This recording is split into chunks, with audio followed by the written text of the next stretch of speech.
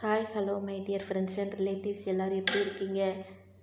B positive always. Okay, இன்றைக்கி நம்ம ஒரு எண்ணெய் கத்திரிக்காய் குழம்பு செய்ய போகிறோம்.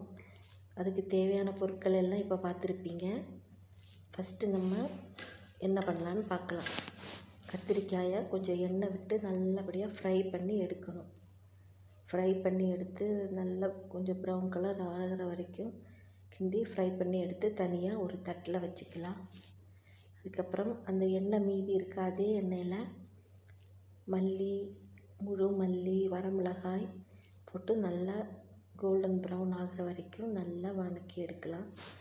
அது வறுக்கும் போதே ஒரு நல்ல ஸ்மெல் வரும். அது வரைக்கும் நல்லா நம்ம வறுக்கும்போது குழம்பு நல்ல மணமாக இருக்கும். இந்த குழம்பு மழை காலத்துல எல்லாம் நம்ம சாப்பிடும்போது நல்ல தொண்டைக்கு இதமாக இருக்கும்.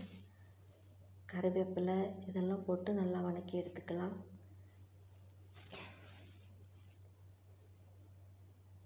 நல்லா வதக்கி எடுத்ததுக்கப்புறமா அடுத்து என்னென்ன போடுறதுன்னு பார்ப்போம். இதில் நம்ம எல்லா ஸ்பைசஸும் கலந்துருக்கிறதுனால ஜீரகத்தூள், மல்லித்தூள் எல்லாம் கலந்துருக்கிறதுனால நம்ம உடம்புக்கு நல்லா ஆரோக்கியமாக இருக்கும். அதுக்கப்புறம் சின்ன வெங்காயம் போடுவோம். சின்ன வெங்காயம் போட்டு நல்லா கிண்டி விடலாம். கிண்டி விட்டு நல்லா ஃப்ரை ஆகட்டும், அது வரைக்கும் வெயிட் பண்ணுவோம்.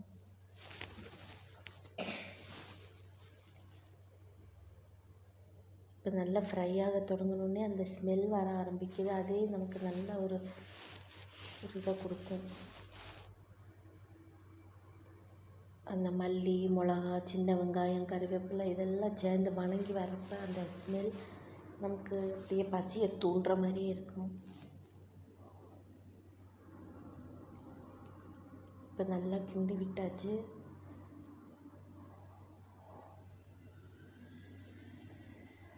அதுக்கப்புறமா நம்ம இப்போ பூண்டு போடலாம்.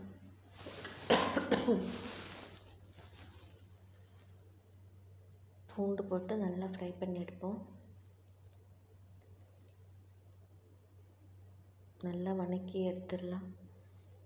அதுக்கப்புறமா ஒரு கப் தேங்காய், துருவின தேங்காய் போட்டு அதையும் நல்லா கோல்டன் ப்ரௌன் ஆகிற வரைக்கும் நல்லா கிண்டி விடுவோம் எண்ணெயில்.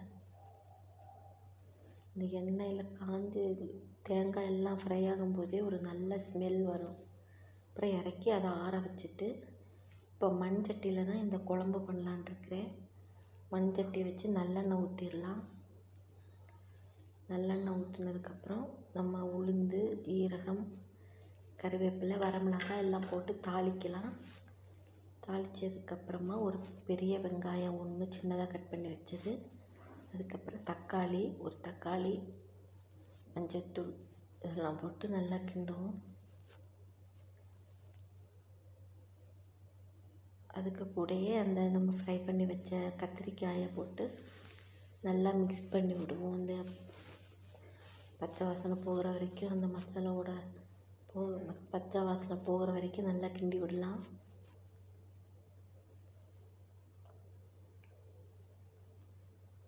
இப்போ எல்லாம் மிக்ஸ் ஆகி அந்த தக்காளி எல்லாம் நல்லா குழைவாக வெந்து வந்துருச்சு. அதுக்கப்புறமா கொஞ்சம் தண்ணி விடுவோம்.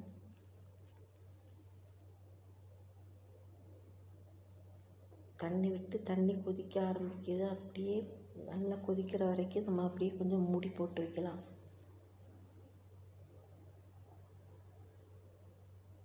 அந்த தக்காளி எல்லாம் மசாலா கூட சேர்ந்து நல்லா மிக்ஸ் ஆகணும். அது அப்பயே நம்ம புளியும் ஊற்றி நல்லா கொதிக்கிற மாதிரி வேக வச்சிடணும்.